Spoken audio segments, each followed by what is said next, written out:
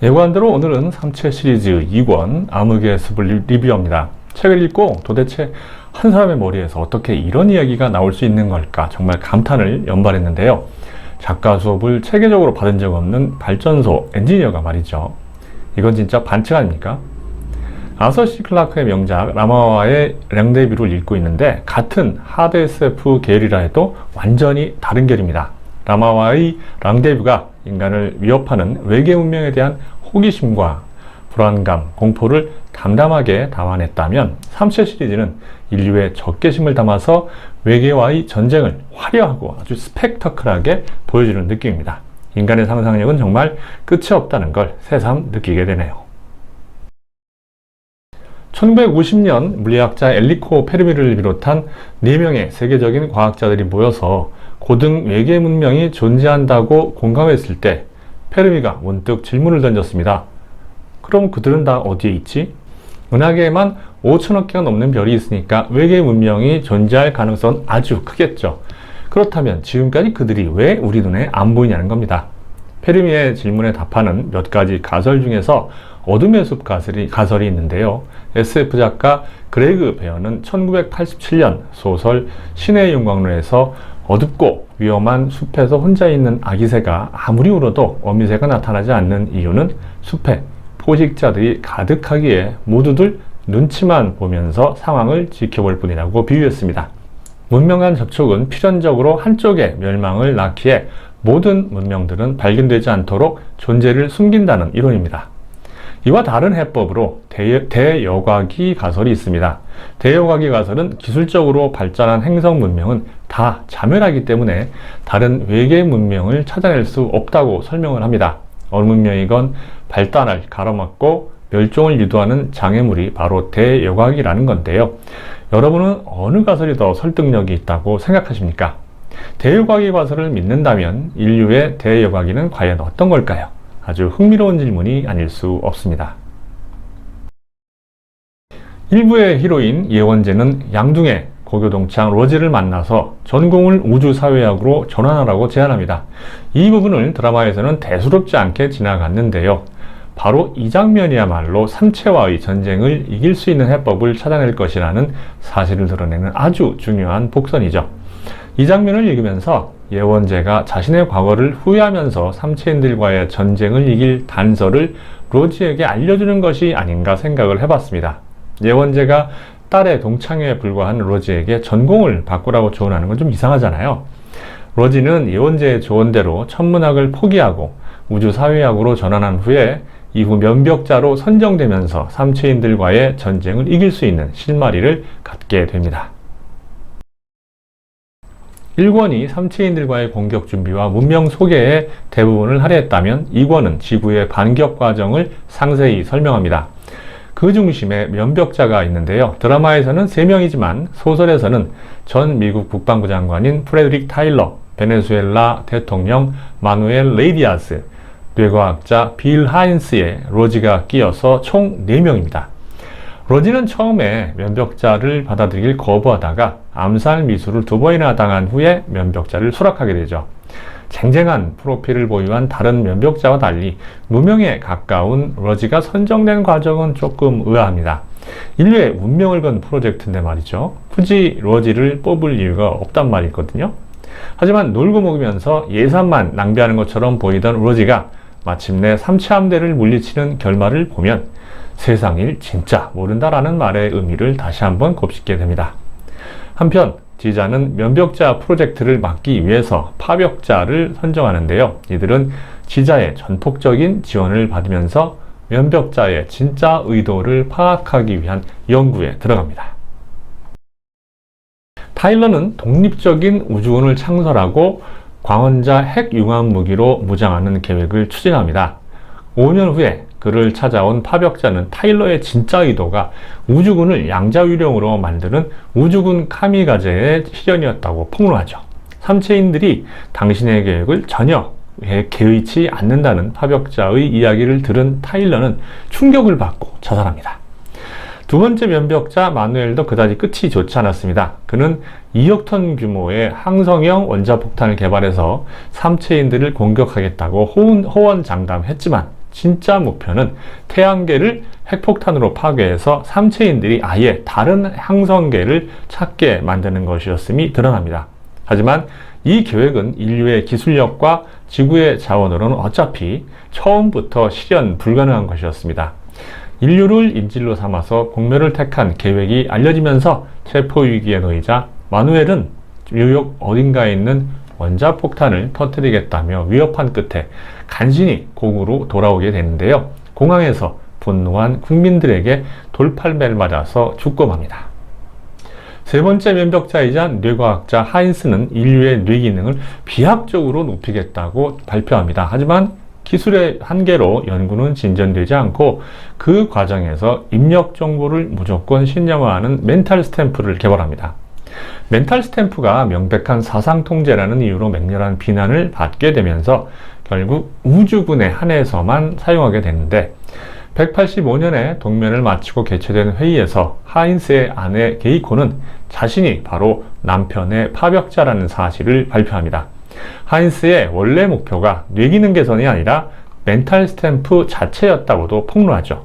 삼체일과의 전쟁에서 이길 가능성이 없다고 믿었던 하인스는 멘탈 스탬프의 명제를 도피해서 살아남아야 한다고 바꿔서 인류에게 주입하고자 했던 거죠. 하인스는 이 계획을 실현하기 위해서 내가 면벽 프로젝트에서 하는 일은 다 옳다는 명제를 스스로에게 주입하고 합니다. 이를 한 군 당국은 난리가 났죠. 모든 것이 불리한 상황에서 반드시 승리한다는 신념을 갖고 싸워도 이길까 말까인데 처음부터 도피하겠다는 생각으로 가득 찬 군인들이 전쟁을 하면 어떻게 되겠습니까? 하인스 프로젝트 폭로의 도미노는 멘탈 스탬프를 주입한 우주군 색출 소동과 지휘권 배제로 이어지면서 나중에 장베이하이의 탈출극으로 나타나게 됩니다.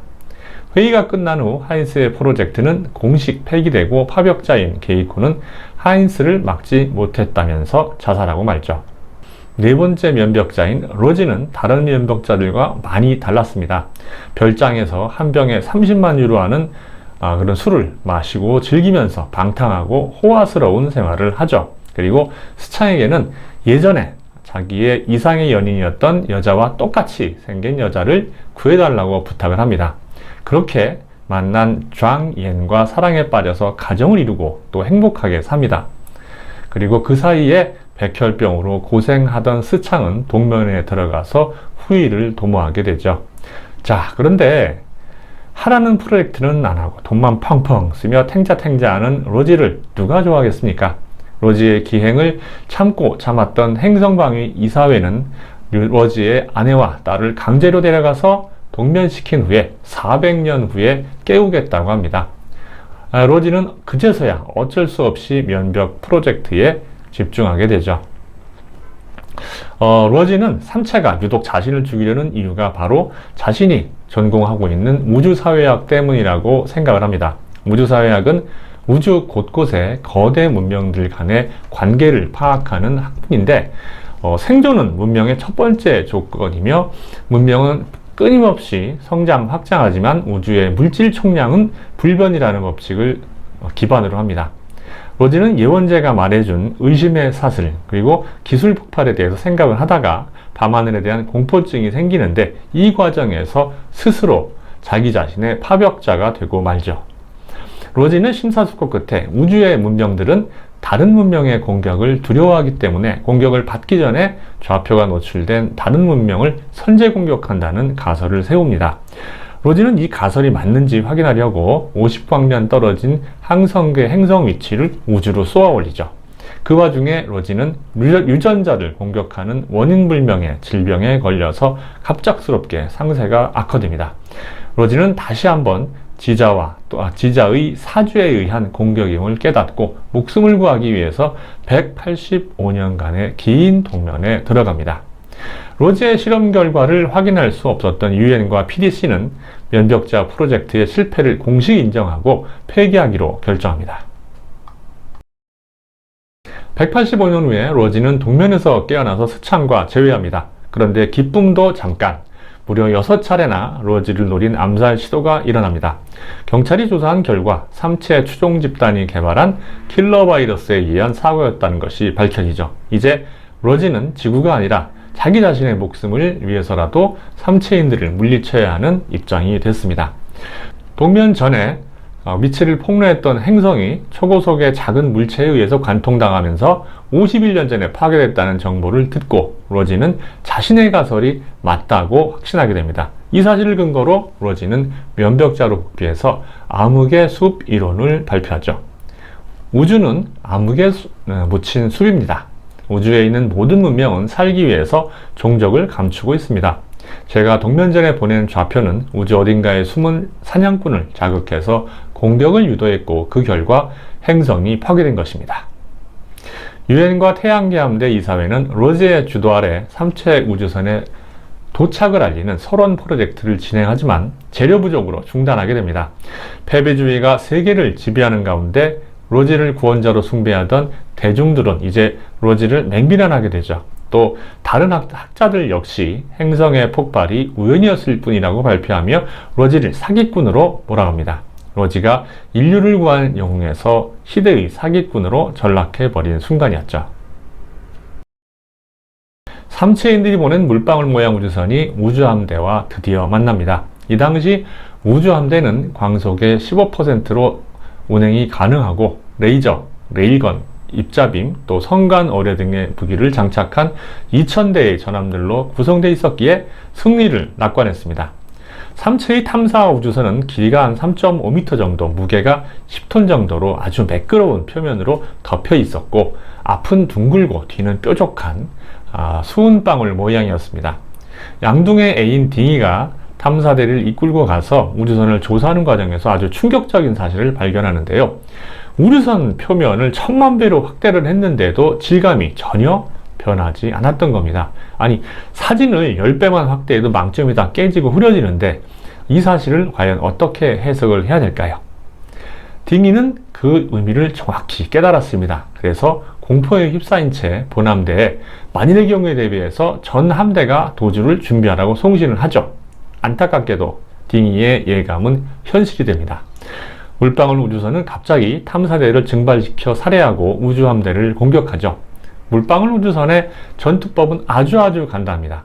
초속 30km로 무조건 목표를 들이받는 거예요. 초속 30km를 환산하면 마하 88인데요. 절대 부서지지 않는 10톤짜리 물체가 마하 88로 날아온다고 한번 생각해 보십시오. 사람 눈으로는 감지할 수도 없고 부딪히는 족족 관통되고 파괴되겠죠. 공격 1분 만에 전함 100대가 괴멸되고 불과 몇 분 만에 2000대 중 단 2대를 제외한 전함이 몽땅 파괴됩니다. 우주군 100만 명 이상이 학살당한 거죠. 물방울 우주선 9대가 3년 후에 도착할 예정이고 이들이 다 합쳐도 삼체함대의 10,000분의 1도 안 된다니까 인류가 얼마나 그동안 오만과 착각에 빠져 있었는지 분명해지는 겁니다. 장베이하이는 중국의 정치위원이었습니다. 단호하고 집요한 성격에 불리해도 끝까지 투쟁을 포기하지 않는 인물로 알려져 있었죠. 그의 성격은 회의 중에 친구인 우웬 대령의 패배주의를 지적하고 비판하는 장면에서도 잘 드러납니다. 시대에 뒤떨어진 우주선 추진 방식을 고집하는 원로학자들을 직접 저격해서 살해하기도 합니다. 완전 범죄를 만들기 위해서 운석 수집가로부터 구입한 운철로 만든 총알로 저격해서 운석에 의한 우연한 사고로 마무리하게 만들죠. 장베이하이는 동면에서 깨어난 후에 아시아 3형대의 기함인 자연선택호의 함장이 됩니다. 군수 내부에서 멘탈 스탬프에 오염된 우주군을 가리고 있었는데 장베이하이는 동면 중이었기에 후보군에서 확실하게 제외될 수 있었거든요. 지휘권을 장악한 후에 장베이하이는 200년 동안 가면 뒤에 숨겨왔던 자신의 진짜 모습을 드러냅니다. 그는 처음부터 삼체인을 이길 수 없다고 생각했던 도피주의였던 겁니다. 당시 승리를 확신하는 군 내부의 분위기를 바꿀 수 없었기에 기회를 기다리면서 동면을 하고 있었던 거죠. 물방울 우주선과 우주함대의 전투가 예측대로 끝나자 장베이하이는 인류 문명을 이어간다는 목표 아래 태양계를 벗어납니다.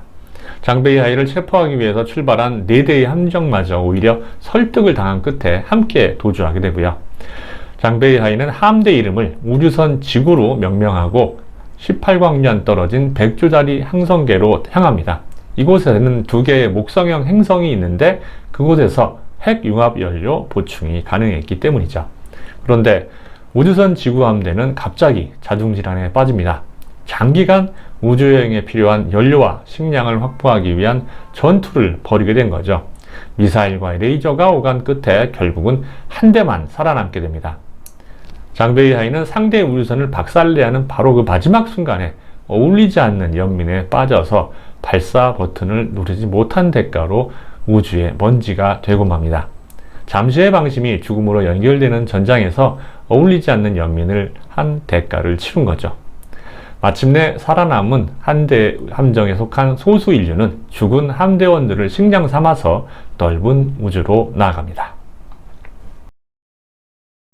우주함대가 전투에서 몰살당하고 3년 동안 많은 일이 일어났습니다. 도피주의가 확대되고 가치관과 윤리는 엉망이 되었으며 생활 수준은 급락했습니다.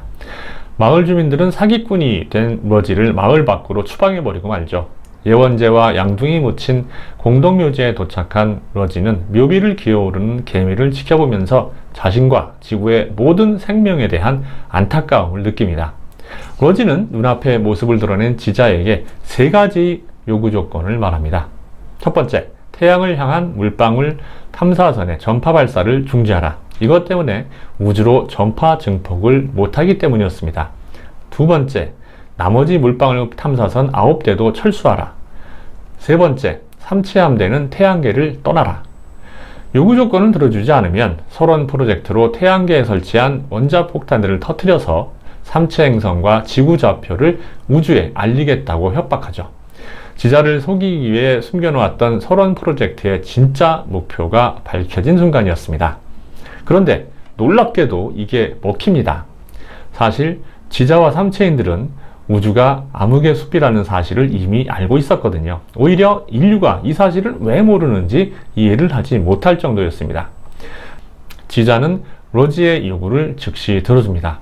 평화가 찾아온 후 러지의 집에는 지구와 삼체행성 좌표를 송신 가능한 중력파 안테나가 등장하고 러지 가족은 행복하게 살게 됩니다. 이번 암흑의 숲 리뷰는 여기까지인데 어떠셨습니까? 재밌었나요? 마지막으로 지구인들과 삼체인들이 암흑의 숲, 우주를 대하는 입장을 대변하는 문장으로 마무리를 할까 합니다. 태양이 져도 아이가 무서워하지 않는 이유는 내일 또 뜬다는 사실을 알기 때문이다. 이 문장은 상대적으로 높은 문명을 가진 포식자의 눈에 띄면 결사적으로 저항할 수밖에 없는 약소 문명의 입장을 대변합니다. 반면 다른 포식자의 사냥감이자 또 다른 포식자도 될 수 있는 삼체인들은 2가지 입장을 이야기하죠. 포식자 입장에서는 내가 너희를 멸망시키는 것이 나와 무슨 상관이겠느냐는 이야기를 하고요. 사냥감의 입장에서는 우주를 있는 그대로 비춤으로써 자신을 감추는 것이 영원해질 수 있는 유일한 길이다라고 이야기를 합니다. 이미 미국이 태양계 밖으로 우주선을 보내서 인류 문명과 지구의 존재를 다 알려버린 상황이죠. 지금 상황에서 언제 공격당해 사라질지 모르는 암흑의 숲 가설보다는 모든 문명이 극복할 수 없는 장애로 인해 파멸한다는 대여과기 가설을 믿고 싶네요. 들어주셔서 감사하고 다음에는 3권 사신의 영생 리뷰로 돌아오겠습니다.